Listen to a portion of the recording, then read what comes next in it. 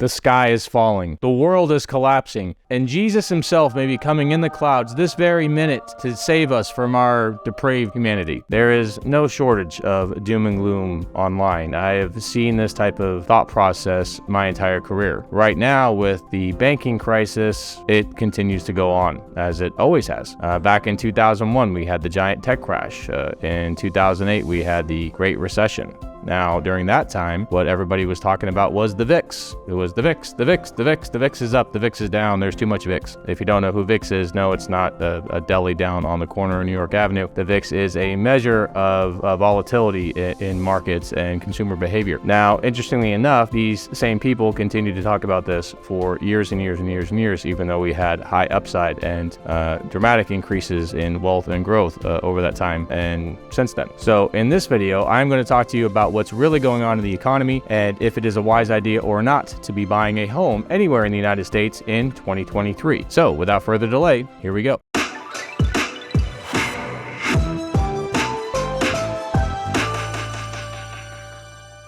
So one thing I wanted to provide for you in this video was a comprehensive update and oversight of the luxury housing market in the United States in 2023. Now, we use this information from our proprietary sources and are able to get you updated information about housing, not only in your market, but all over luxury markets all over the world. So we're going to dive into those numbers right now. But remember, if you like what you see in these reports, please do me a favor, hit the like button, comment, or subscribe below, and I will be happy to add you to these reports. Just let us know your email address and your name and what market you would like to see, and we can send a report out to you. This is a sampling of our luxury marketing report for the North American real estate market for 2022 to 2023. So this report will cover February 2022 to February 2023, and it covers every major metropolitan area in the United States and some areas of Canada as well. So what we're looking here at the top graph, we're looking at the average days on market nationwide, primarily for the luxury real estate market. Now, what price ranges is covered? We will get to that in a moment. But first, I just want you to pay attention to what the differences are in the trends. So as we saw in February 2022,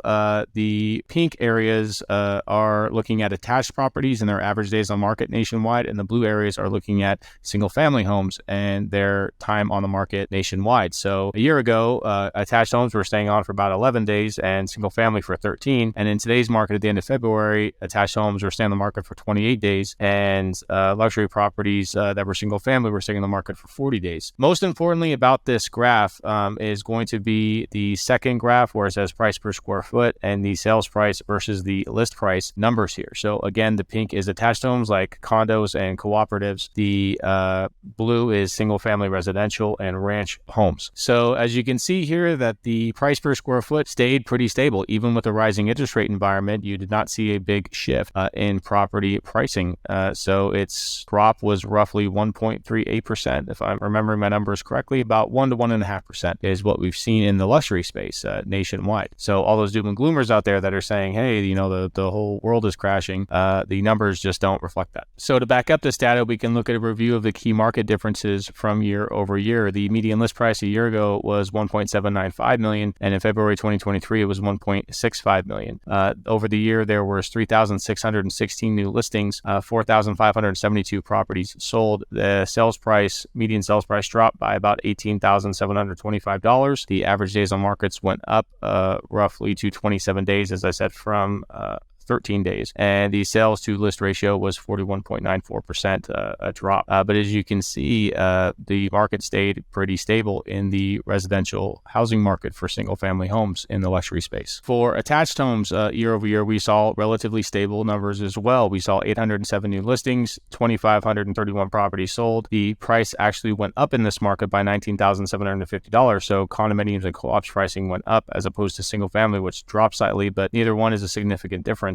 You might notice the median list price there year over year dropping pretty significantly, but pay attention to the actual median sales price. The median sales price a year ago was $898,750. Today it's $879,000. So once again, not a big drop, but what we're seeing is the reason the sales price went up is because the property sizes also went up, so the price per square footage went up as well. So you may be asking, if the median list price went down and the median sales price went down, why did the price go up? Well, quite simply, it's just a a measure of properties going in at higher square footage. That's why the median sales price went up. But as you can see, this market in the attached home neighborhoods stayed relatively stable as well. So I wanted to give you a look at our methodology. We cover every major market in the United States and some parts of Canada with our reports. And what we're looking at is the state or province it's located in, the market name, the median list price, the median sold price, the inventory, how many new listings, how many sold over the last year, the average days on market, and whether we feel it's a balanced market, a seller's market, or a buyer's market. I think the big takeaway from this report is that we went from a heavy seller's market to a more balanced market today, with homes staying on the market for roughly 28 to 40 days as opposed to 9 and 11 days a year ago. So if you'd like to get this report in one of your locales,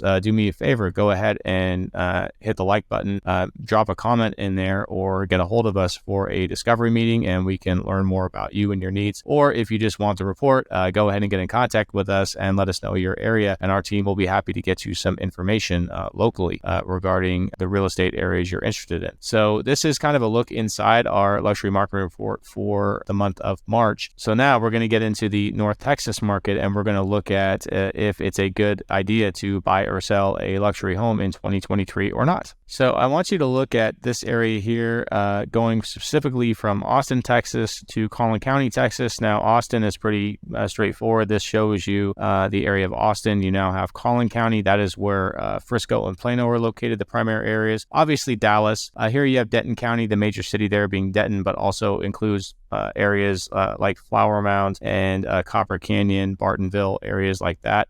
And then we're going to come down and focus on Fort Worth. And then you can also go down to Houston, Lubbock, San Angelo. But for these areas, for this particular video, we're going to focus on this Fort Worth area, as well as this Dallas area, because Fort Worth is really Tarrant County. Now, these values are brought down a little bit because the city proper of Fort Worth, Texas, has a little bit less value in it from a property perspective than some of the more affluent areas like South Lake or West Lake. But as you can see here, the median list price year over year was $875,000. Median sold price was $740, and inventory was 683. There were 208 new listings, 225 sold, 56 days on market, and it is still a seller's market. Now, why is it still a seller's market? Again, the median list price reflecting versus the median sold price depends on the mostly luxury properties in this area. And as I said a year ago, things were going so quickly that things were just being priced at whatever, and as that market shifted, it just stabilized. But what we've seen over that year is it actually stabilized. Prices were a bit unrealistic a year ago for some sellers, and over that time, it hasn't really moved that much from an actual pricing and value perspective. So pricing came more back in line with where the market actually was, and properties were selling. The reason it's still a seller's market here is total lack of inventories. So overall, is it a good idea to be selling your home in 2023, either in Dallas-Fort Worth or anywhere around the country?